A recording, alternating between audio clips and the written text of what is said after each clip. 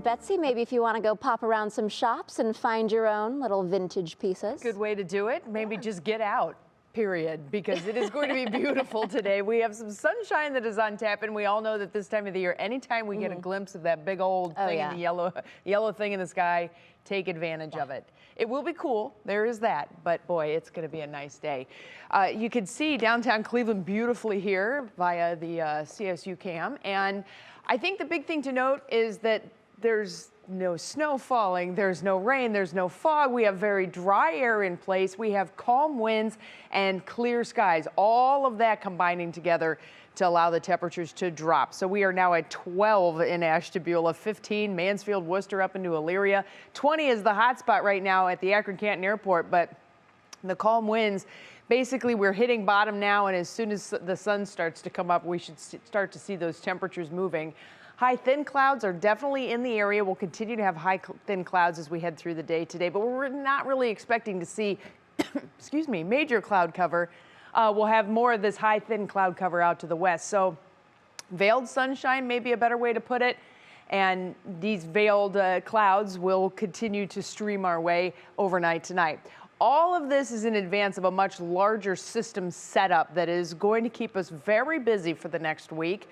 While we have this nice little lull in the activity, take advantage, breathe, get out, enjoy, because once we start to see a pattern change shifting on the West Coast, that is really going to put us kind of in the hot seat. So you can still see we have a lot of rain and snow that is going on in the Intermountain West. Our main storm track is beginning to dive a little bit farther south.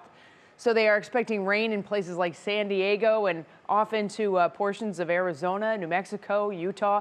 And that main storm track is really where the moisture is digging in. So if we switch it over to the water vapor satellite, this is a tool that's on the satellite that really senses the concentration of moisture in the mid-levels of the atmosphere. It's important meteorologically because we can really see definition of various features. There's a low pressure system sitting off the northwest coast, but you can really see that moisture plume digging in toward the Baja of California and then scooping up into the central part of the country. And when you start to see this cloud cover coming northward and kind of splaying out like that, that is a sign of a storm system to be. And indeed, that storm system is going to be forming. So we'll go big picture first, then we'll talk more small details for Northeast Ohio. National Designer hour-by-hour forecast. Watch how all this moisture starts to get into the plain states. And now we have a storm system by the time we hit late night tonight into tomorrow. The leading edge of this is going to start to fire up some rain, maybe a little bit of snow in the northern part of the Great Lakes by the time we go through the day tomorrow.